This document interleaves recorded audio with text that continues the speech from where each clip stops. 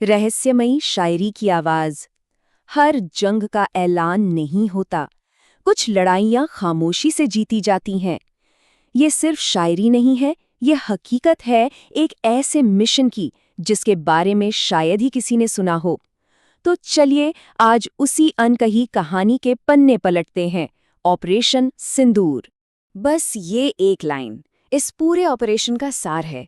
सोचिए, फैसला लेना एक बात है, पर उसे इस तरह अंजाम देना कि किसी को कानों कान खबर तक न हो, असली खेल तो यही था। एक ऐसी लड़ाई जिसमें जीत की गूंज भी सुनाई नहीं देनी थी।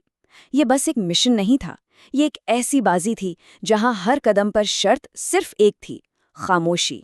तो इस खामोश जंग का सबसे पहला कदम क्या था? एक ऐसी टीम तैयार करना जो कागजों पर कभी मौजूद ही नहीं थी। कोई नाम नहीं, कोई रिकॉर्ड नहीं। ये वो लोग थे जिन्हें सिर्फ परछाइयों में रहकर काम करने के लिए चुना गया था। लेकिन सबसे बड़ा सवाल तो यही उठता है कि जब मिशन इतना खुफिया हो तो भरोसा किस पर किया जाए? आखिर कौन थे वो गुमनाम चेहरे जिनके कंधों पर इस पूरे ऑपरेशन की जिम्मेदारी थी? ये कोई मामूली टीम तो बिल्कुल नहीं थी।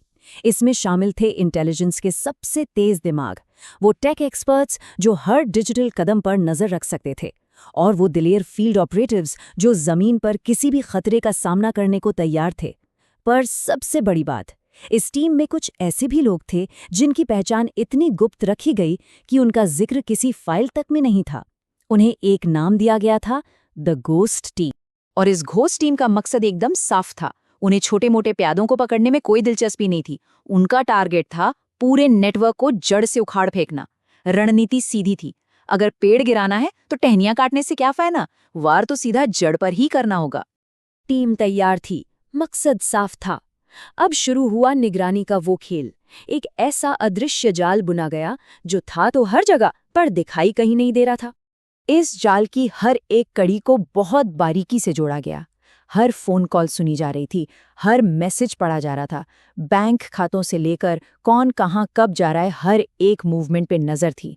यहां तक कि सालों पुरानी धूल खा रही क्राइम फाइलों को भी फिर से खोला गया ताकि दुश्मन के हर छोटे बड़े पैटर्न को समझा जा सके। और फिर धीरे धीरे, जैसे कोई पहेली सुलझ रही हो, जानकारी के बिखरे हुए टुकड़े जुड़ने लगे। एक पूरी चेन, एक पूरा नक्शा सामने आ गया।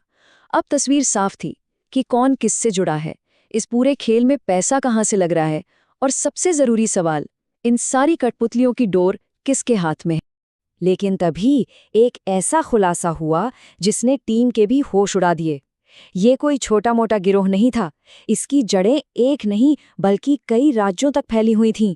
और इस खेल में कुछ ऐसे बड़े चेहरे शामिल थे, ऐसे नाम जिन पर कोई शक करने की हिम्मत भी नहीं कर सकता था। सारे सबूत इकट्ठा हो चुके थे, बिसात बिछ चुकी थी। अब बस तूफान आने की देर थी। एक्शन का वक्त आ गया था। इस ऑपरेशन के लिए कैलेंडर पे कोई तारीख नहीं चुनी गई थी। इंतजार था तो बस एक सही सिग्नल का। और जैसे ही वो आखिरी सबसे पुख्ता सबूत हाथ लगा, सिग्नल दे दिया गया। हमला करने का तरीका एक ही था, एक साथ, एक ही वक्त पर, हर जगह। मकसद ये था कि दुश्मन को संभलने या एक दूसरे को खबर करने का एक सेकंड का भी मौका ना मिले। तो एक ही पल में देश के अलग अलग कोनों में कई जगहों पर एक साथ एक्शन हुआ। इससे पहले कि कोई किसी को फोन कर पाता, खेल खत्म हो चुका था। एक तरफ लोगों को हिरासत में लिया जा रहा था, तो दूसरी तरफ हर सबूत, हर फाइल, हर डिजिटल डेटा को कब्जे में किया जा रहा था। और इस ऑपरेशन का सबसे बड़ा संदेश भी यही था। वो लोग जो शायद खुद को कानून से ऊपर समझते थे, पहली बार सीधे कानून के शिकंजे में थे। ये सिर्फ एक गिरफ्तारी नहीं थी, ये उनके गुरूर पर एक सीधी चोट थी। और टीम ने एक और बहुत ही समझदारी का काम किया, सबूतों की सुरक्षा। हर जब्त किए गए डेटा की कई बैकअप कॉपीज बनाई गईं और उन्हें अलग अलग बेहद सुरक्षित जगहों पर रखा गया। मतलब साफ था कि ऑपरेशन के बाद कोई कितना भी ताकतवर क्यों ना हो, इन सबूतों के साथ छेड़छाड़ नहीं कर सकता। केस को पूरी तरह से वाटरटाइट बना दिया गया। ऑपरेशन एक बहुत बड़ी कामयाबी था, पूरा नेटवर्क तहस नहस हो चुका था। लेकिन इसके बाद जो हुआ वो शायद ऑपरेशन से भी ज्यादा हैरान करने वाला था। चारों तरफ एक गहरी, सोची समझी खामोशी छा गई। और यहीं पर वो सबसे बड़ा सवाल खड़ा होता है, जिसका जवाब आज भी धुंधला है। आखिर इतनी बड़ी जीत का जश्न क्यों नहीं मना? कोई प्रेस कॉन्फ्रेंस क्यों नहीं हुई? इस पूरी कहानी को हमेशा के लिए राज क्यों बना दिया गया? इस खामोशी के पीछे एक ठंडी, सोची समझी रणनीति थी। टीम को पता था कि अभी भी नेटवर्क के कुछ हिस्से एक्टिव हो सकते हैं। एक शक ये भी था कि इसके तार देश के बाहर भी जुड़े हो सकते हैं।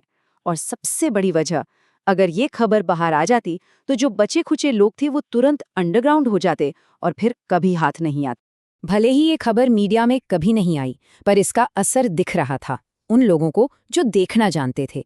कुछ ताकतवर चेहरे अचानक लाइमलाइट से गायब हो गए, कुछ सिस्टम्स में अंदर ही अंदर चुपचाप सफाई कर दी गई, और यहाँ तक कि देश की कुछ नीतियों में भी अंदरूनी तौर पर बदलाव किए गए।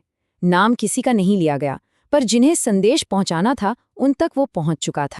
ऑपरेशन सिंदूर हमें यही सिखाता है कि देश की सुरक्षा के लिए लड़ी जाने वाली हर जंग अखबार की सुर्खी नहीं बनती। तो ये कहानी हमें एक बड़े सवाल के साथ छोड़ जाती है। क्या देश की सुरक्षा के लिए ऐसे खुफिया ऑपरेशन जरूरी है जो शायद हमेशा के लिए एक राज बनकर ही रह जाएं? ये एक सोचने वाली बात है। तो अगर ये अनसुनी कहानी आपको दिलचस्प लगी तो इसे आगे जरूर पहुंचाइएगा उन लोगों तक जिन्हें ऐसी छिपी हुई हकीकतों में दिलचस्पी है। बताइएगा कि आप क्या सोचते हैं, और ऐसे ही गुमनाम कहानियों को सामने लाने के हमारे इस सफर में हमारे साथ बने रहिएगा।